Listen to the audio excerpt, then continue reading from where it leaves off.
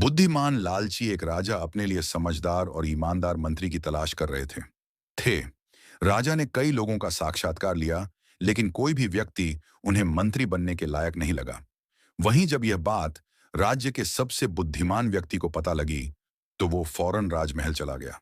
राजा से मिलकर उसने कहा, मैं इस गांव का सबसे बुद्धिमान व्यक्ति हूं और मैं आपका मंत्री बनने के काबिल हूं।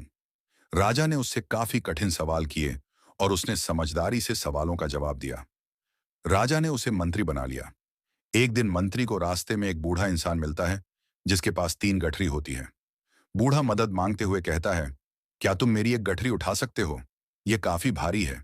वह बुजुर्ग की मदद करने के लिए हाँ कर देता है और एक गठरी उठा लेता है। मंत्री बुजुर्ग से पूछता है कि आखिर इसमें क्या है जो ये इतनी भारी है। बुजुर्ग ने कहा, इस गठरी में सिक्के हैं। आगे एक नदी आती है जिसे पार करना होता है। बुजुर्ग कहता है, क्या तुम मेरी दूसरी गठरी उठा सकते हो? क्योंकि 2 गठरी लेकर मैं ये नदी पार नहीं कर सकता हूं। वह दूसरी गठरी उठा लेता है और ये गठरी भी भारी होती है। बुजुर्ग कहता है, इस गठरी में चांदी के सिक्के हैं।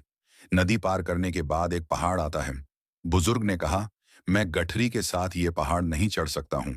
क्या तुम मेरी तीसरी गठरी भी उठा सकते हो? मंत्री बिना कुछ बोले तीसरी गठरी भी उठा लेता है। बुजुर्ग पहाड़ चढ़ते हुए उससे कहता है कि इस गठरी में सोने के सिक्के हैं। तुम इसको लेकर मत भागना। मैं तुम्हारा पीछा नहीं कर सकता हूं। थोड़ी दूर जाने के बाद मंत्री सोचता है कि अगर ये तीनों गठरी लेकर भाग जाऊं तो मैं धनवान बन जाऊंगा और ये बुजुर्ग तो मुझे कभी पकड़ भी नहीं पाएगा। और वह तीनों गठरी लेकर भाग जाता है। घर जाकर वो जैसे ही तीनों गठरी खोलता है तो उसमें लोहे के सिक्के होते हैं। वो हैरान रह जाता है।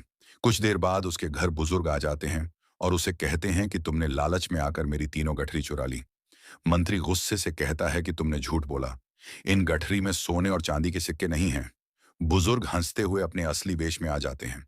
वह कोई और नहीं बल्कि राजा रहते हैं। राजा कहते हैं, तुम बुद्धिमान थे इसलिए मैंने तुम्हें अपना मंत्री नियुक्त किया, लेकिन तुम्हारे अंदर ईमानदारी बिल्कुल नहीं है, इसलिए तुम मेरे मंत्री बनने के लायक नहीं हो। राजा की यह बात सुनकर उसको अपनी गलती पर खूब पछतावा हुआ।